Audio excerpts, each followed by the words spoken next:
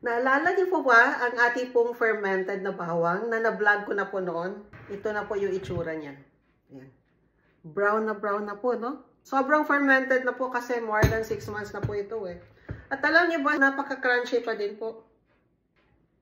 Ayan, tikman lang po natin, no?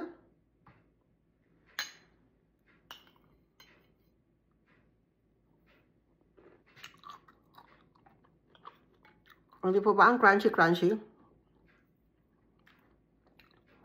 Pero hindi na po yung, alam mo yun, yung nawala na po yung sharpness ng bawang. Masarap na po siya. Tsaka yung honey po, iba na pong lasa. Ang sarap na rin. So ito po, kinakain ko po ito araw-araw. Tsaka 1 teaspoon po nitong yung honey. Kasi alam niyo po ba, itong mga bawang po ay may alisin po yan. At once na na-ferment na po natin yung bawang, yung alisin po, mas nagiging active po yung compound. Nag-iiba po yung kanyang chemical composition at nagiging mas stable po ito at mas naa-absorb at napapakinabangan po ng ating pong katawan. Kaya, di ba maganda po talaga yung bawang? Napakataas po ng kanya po antimicrobial activity. Kaya po napakaganda po nito, no?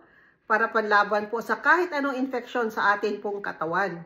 Pero pag ito na po ay na-ferment, mas nagiging epektibo pa po yung bawang.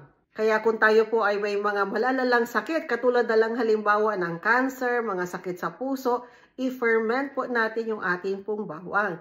Dahil number 1 po, maaari po dito i-neutralize po yung mga free radicals na nakakasira po ng ating pong mga selula. Pangalawa, tumutulong po ito na maiwasan ng oxidative stress.